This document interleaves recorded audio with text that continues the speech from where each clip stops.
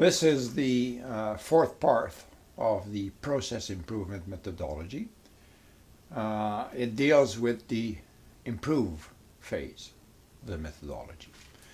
Various concepts we'll be looking at: idea generation, prescription, quick prototyping, waste elimination, approaches to operational excellence, implementation, assessing the gains. Not a very technical video. Brainstorming, brainwriting, idea analysis, and process blueprinting. We are in the last video, well, let's go back. Scope it, describe it in detail, identify key variables, identify most variables, find way to measure them correctly.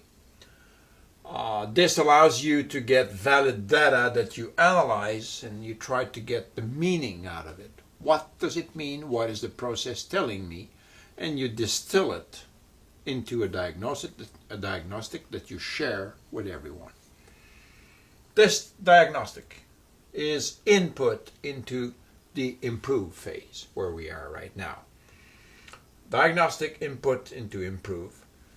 And your goal is to produce a process that works and that reaches the SMART goal that you set for yourself at the outset. One of the outputs also of the analyze phase was a parking lot. As you recall, when the team is analyzing, ideas pop up and they are captured in a parking lot but not discussed. The first step in the improvement phase is to ask the team, fill up the parking lot. Go back to each of the analytical tools that we used, from value-added analysis, from the process mapping, from the failure mode, the CTP, the Ishikawa. Those are all on the wall. Go back to each of these tools and in silence generate ideas. Look at the causes in the fishbone diagram. Look at the zones where there are many non-value added activities and think up solutions for that. Go around with post-its. Don't talk with each other. Write your ideas on post-it, one idea per post-it, stick it on the table. Now, the idea of not talking is fundamental. If you get a group around the table and ask them for a solution, you may get 7 or 8. With many people, in fact most people, not contributing, just nodding and approving ideas generated by others. If you say everyone, post-it different colors, each one of you has got a specific color, go around, generate ideas. You will generate 10 times more. And give them time. If when you dry up, you can look at your colleagues' ideas, their post-its, without talking. So you go around, and most of the time, seeing other ideas from their colleagues will trigger new ones. Post-its, keep adding. Give them time. You'll end up with a multicolored table full of ideas. Half expressed, many duplications, many non-feasible, but the principle is green light before red light. When you generate ideas, it's no time for censoring yourself. It's no time for having negative discussions. Oh no, that won't work. It's time for creativity, and make sure that you ask people to generate far-flung ideas. And until they generate crazy ideas, and the facilitator at times throw in the crazy idea. From the crazy idea comes, at times, the best solution in the end. Self-censoring is self-defeating. So, this is the type of thing that you do in brainstorming. A variation of this is brainwriting, where on a big sheet you've got many post-its. I write an idea on a post-it, many post-its on it. I pass the sheet with 9 or 10 post-its on it.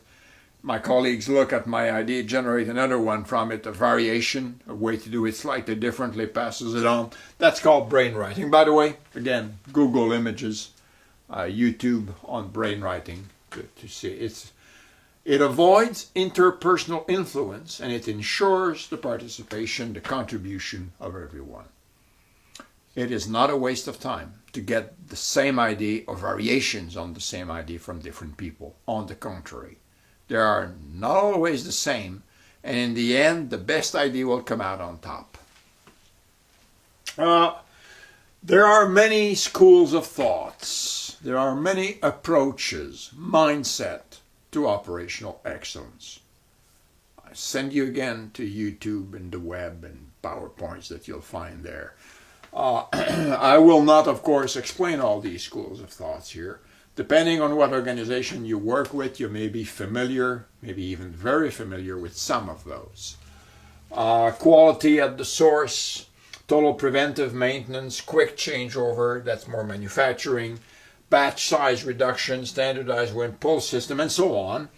The 5S or the 6S, depending on how you look at it, very simple, conceptually simple approach, where you organize the work area, whether it's a manufacturing area, whether it's an office. Simplify. What do we need here exactly? What do we have here exactly? Where do we need it? How do we make sure that it will always be there when we need it? How many do we need? It's very immediate in its impact and very visible, and people in the front line feel it right away. The approach is well documented with how to do it step by step. YouTube. Making things visual and visible before going for the all-integrated system with databases and engines that drive it behind. Go for the simple visual. You got things around representing by post-it. Move the post-its around. Make it visible for everyone. Color coding. You get a long way with this. Flexible technology. Cheap technology as well. But it does require discipline. That does not come cheap. Workflow, of course. It is not the most complex type of system. It's fairly quick to develop, where inputs and outputs, everyone's accountable to one person to deliver something, and there are alarms and reminders of stuff. So workflows, once a process is implemented, is certainly a great source of efficiency in a process. The 7 waste, again, I just got a YouTube shot here on the 7 waste and eliminating the 7 waste. Great literature, great video, web stuff on this. Theory of constraint tells us that any system is limited by a number of key resources, the weak link in the chain. If you gain efficiency at that link, it's a gain for all the system. If you gain efficiency at a non-bottleneck activity, it's an illusion.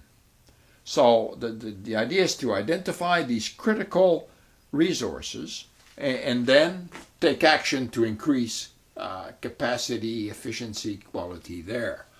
For example, the bottleneck is not likely to be the same in a V organization than it is in an A organization or a T organization like this. So depending on the logic of organization of work, isolating the critical link and working on that is making sure that you're not working on illusions. Once you've got all these ideas in your parking lot, you'd like to classify them in terms of their impact. You remember from the analyze phase, the tool of classification in terms of impact, strong, medium, weak, controllable, uncontrollable, solution known, solution unknown, ICU, KU. Well, you can use that, not to classify causes here, but to classify ideas. Take each idea, discuss it with the team. What will be its impact on the problem we're trying to solve? Strong, medium, low? Can we do this? or is it totally out of our hands? Controllable, uncontrollable. It's a simple tool to allow the team to focus on the ideas that have the most potential. But of course, before you classify ideas, you have to analyze them a little further than having 5 words on the post-it notes. So you fill a card like this, teams around the table, post-its have been grouped, everything that looks the same thing in an affinity diagram, post-its have been grouped. You describe it now in more detail.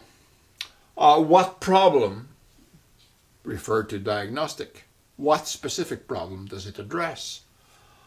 What proportion of the problem would it eliminate? Would it solve it completely? Would touch reduce it by 50%? What does it require? Constraints, equipment, software, HR changes? Is it linked to any other idea that we have on the wall? Some ideas are complementary, others are either or, mutually exclusive. What will it cost? Now is the time to become realistic. You generate without censure, but then, okay, what will it cost now? How long will it take to implement? And then you end up with pros and cons, and you decide whether to go with it or not. You give it, if you go with it, adopt it. You give it a number, and you move on to analyze all your ideas. In the end, you combine the ideas that you've accepted and you put them together in a prescription that matches the diagnostic that you had in the analyze phase. The prescription must be sufficient and necessary to meet the diagnostic. It is not an opportunity to include all sorts of pet projects that you have. And it should address all aspects. And it should not respect any sacred cows. The team is empowered. Sacred cows make the best burgers. It is time to attack the sacred cows, and there are no limits to what the team can do. And if we stay away from some areas because it's too delicate, we will leave large wall untouched that have to be repainted as well. So again, words matter. You formulate the prescription and you demonstrate that it matches, that it is a response to the diagnostic that you have found. And of course, again, once the team has done this, now it's time to bring the colleagues in again, the same colleagues who were in to discuss and validate the diagnostic are now brought in to discuss solution. There should be a sense of urgency to this, like you would do this on a Wednesday night with the idea that on the Thursday we're fixing it. So speak now or forever hold your peace. If you see a problem, you see a limitation, tell us. If you think our solution does not match the diagnostic, fine. What's yours? And if you think our evidence is not convincing, we're not making our case, make your case. Where's your data? If we agree on a diagnostic, we will find a solution. So we should present this with an open mind, but with resolutely action-oriented mindset. We are fixing this. A number of questions and issues on the improve phase.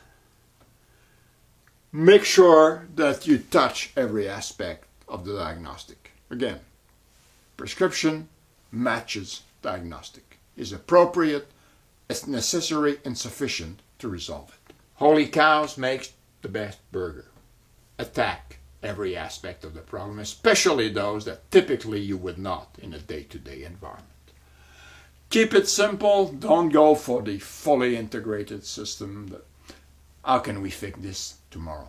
Well, sometimes some system changes will be required that may require some time. We typically give it a 2-month horizon. Projects that go beyond that should be the object of another study, should be the object of another improvement project. It's important to keep a time scope. We're fixing this now. What's the best fix that we can get? Don't use this as a omnibus to put everything on that you would like to change in the organization. It will just destroy the credibility of the drive. Once you've got all your solution in your prescription, which I showed in text earlier, draw a new process. What will it look like? We call this a blueprint. It looks like a process map, except that a process map describes the as is, the blueprint describes the to be. Also, some of your recommendations do not affect the flow of the process per se, so are not visible in the process map. Those you want to make visible with any sort of image that you can put, any sort of test description with arrows and say in this activity we will do this differently. Any image, any object you can bring so that in a one picture your colleagues can get some sort of feel, some sort of holistic understanding of how the new process will work. Be creative. Color code, images, big post-its, forms as well will be helpful. Make it an image. It will stick to their mind. They will understand better. Prove the concept. We had a goal. So any quick prototype that you can do. Some changes require time. Can you do a simulation of it? Can you do a lot of stuff by hand that you would do in a more automated fashion eventually? Prove the concept. Understanding is important. Seeing it work and having the result. The proof of the pudding is in the eating. And then, of course, keep the team together to implement the changes. Again, 2 months, 3 month time horizon maximum. Because then the team has to go back to work. Of course, they go back to work during implementation as well. And there has to be support group ready to support the implementation.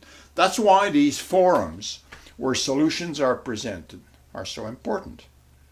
A resource department, anyone who will be asked to contribute should be there. We should ask for his opinion. He should have an opportunity to formulate objections if there are, or recommendations about ways to do things differently. Change management in a level playing field is much better, much more likely to succeed. In the end, you want to be consistent with our philosophy of measuring. Measure what you've achieved.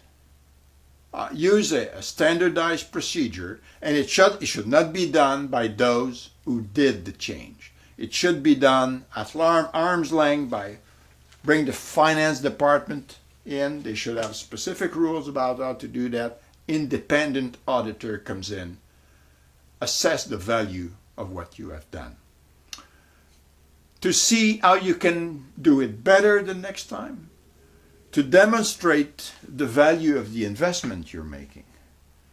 Organizations who have failed to do that at difficult times could not make the case for this. So the first cut that are made are everything that is directed at improving processes, because you can't demonstrate the value of it, whereas the cost of it is quite obvious. So many people, so many days, this is your cost. It's only consistent with the philosophy. The medium is the message. If you're saying we should measure, you should measure the result of this and show over time the value of what you're doing. Then, don't be dogmatic.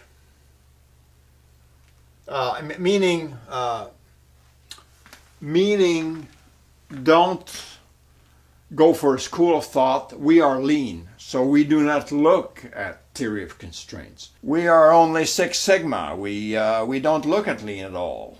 We require statistics to do things. We do not do simple fixes.